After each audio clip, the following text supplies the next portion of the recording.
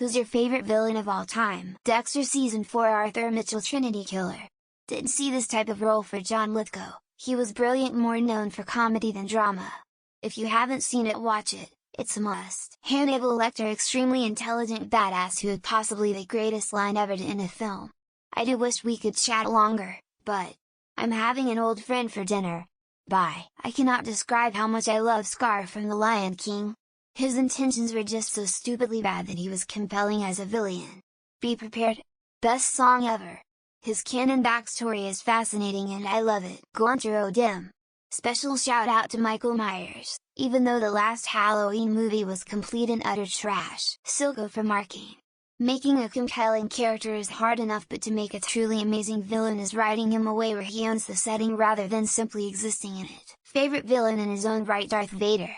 Favorite villain in relation to the protagonist? Bowser. Joker by Heath Ledger and Green Goblin by Willem Dafoe. These dudes are considered treasures for real. Adrian Veidt, Ozymandias from Watchmen. He won from the very beginning and made it God bend to his will. Love the twist of I did it 35 minutes ago, killing millions to save billions. Truly a fantastic character. Homelander, no questions asked. He is pure evil. He also is the strongest person alive. He could do whatever he wants and nobody can stop him. He can also smile to your face and then kill you in an instant. Kingpin, Wilson Fisk from Marvel.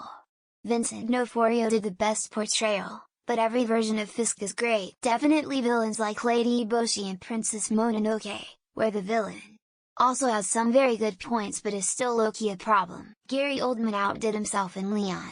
Perfect played the perfect out-of-control psychopath. Gerard Butler in Law-Abiding Citizen.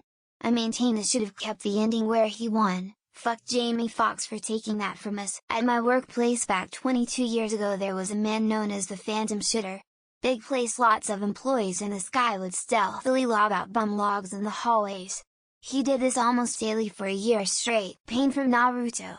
Extremely strong at that point and was the complete opposite from the main character, the way he looked at peace and war, even though both characters had good points. Thulsa Doom.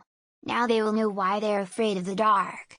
Now they learn why they fear the night. I'm sure I'll think of someone else later, but my first thought was Handsome Jack from Borderlands 2. Palpatine is the most absurdly successful mainstream villain I know of. He plotted to take over an entire galaxy while there were trillions of people, including many Jedi, that didn't want him to, and he actually did it. Gul Dukat. There's something Shakespearean about the performance. I've heard people say the best villains are ones who think they're the hero, and he definitely fits the bill. Green Goblin, Norman Osborn. Always loved the comics, but Willem Dafoe absolutely nailed it in live action. Honestly, I don't completely know if he'd even be considered a villain, but more of a vigilante nonetheless. Mine would most definitely be Red Hood or Jason Todd. Just the goth energy that pours from the man whenever he enters a room is amazing. As I said before, not sure if he's considered 100 as a villain per se, but yeah, definitely Red Hood. Dolores Umbridge. She is just so indescribably evil in a way that everyone can relate to. We all have an Umbridge in our lives. Plus, she is a really fun character to hate on. I don't know if he's my outright favorite, but I want to shout out Tandros Guile from Lightbringer. He's one of the most complex characters I've ever seen. Ruthlessly intelligent and calculating while still very human and prone to mistakes. It has to be the Joker. Think about it. What other fictional villains have claimed casualties in the real world? The Joker, a fictional character, has killed a man in the real world. Find me another villain that can make that claim. Joffrey Baratheon. That was still before they fucked up the GOT series. The lines, the look, the acting. All on point. Everyone I know hated that pose. He did a fantastic job of invoking emotion. He was maybe the purest hard form of the entire TV series. Emperor Commodus. I can't believe no one has said this yet. Joaquin did an amazing job. The Emperor is a great nuanced character. He's so insidious and unnerving to be around. James Moriarty, he's the template for so many great villains and he's still one of the most compelling in my opinion. Tony Soprano. You are left confused. Should you root for him? Should you hate him? Should you want to be him? All these things make him a great anti-hero villain. From the very first season this man was evil. Yet you root for him almost. Daniel Day-Lewis gave us Bill the Butcher and Daniel Plainview. Amazing layers of evil for both characters. Negan from The Walking. Funny, intimidating, and has enough depth to make you hate him and root for him. His spin-off with Maggie is the one I look forward to the most. The Joker, He is so awesome and really has no motive other than to cause chaos and mess with Batman. Dottore from Genshin, Herman from DBD and the Doctor Guy from Grotesque the Japanese movie because I'm into evil doctors. Toffee from Star vs the Forces of Evil. The show may have fallen off hard, but the only reason the show had such huge expectations in the first place was because Toffee was so amazing in the first season. I'm not a fan of his ending, but just that first season with him is incredible. Really hard to choose between Stuart Scott Bullock as the voice of Hades or Rick Wasserman as voice of Amon.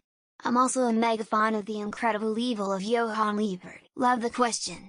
The answer, easily, Gru. If you want to go dark, Glenn Close in Fatal Attraction was pretty epic.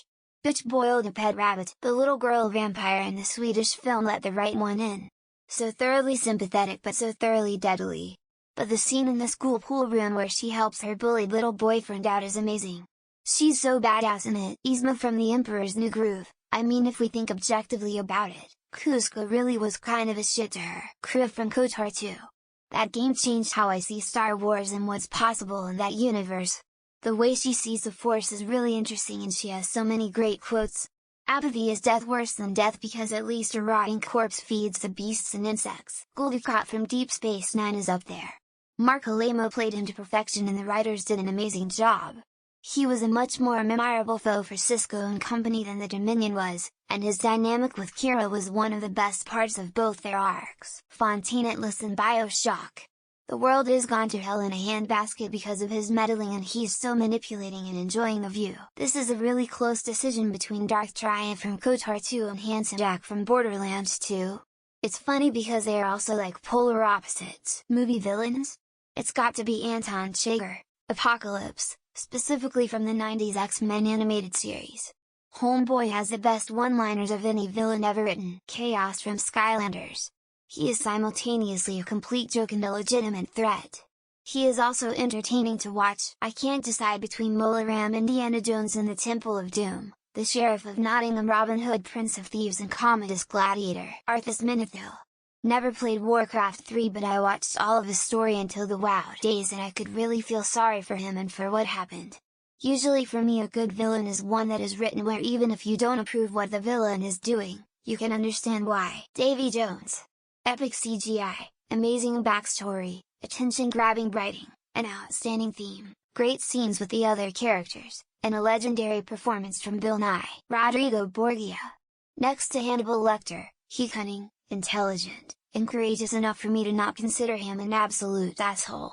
He was brave enough to fight Ezio without an army, unlike his son Cesare Borgia, who had an army, yet still lost to Ezio. Rodrigo managed to nearly defeat Ezio when he had the apple. X200B. May the Father of Understanding guide us. Katakuri from One Piece. I don't think there's ever been a villain I've grown to respect more.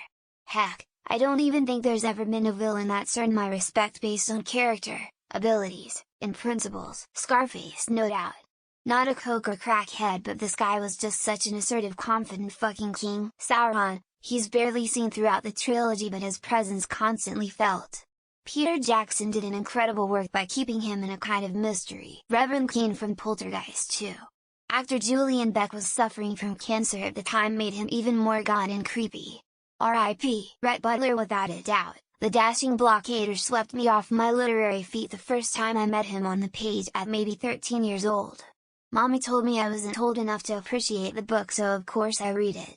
I've grown up since, but Clark Gable sure had the sardonic grin to fit the part.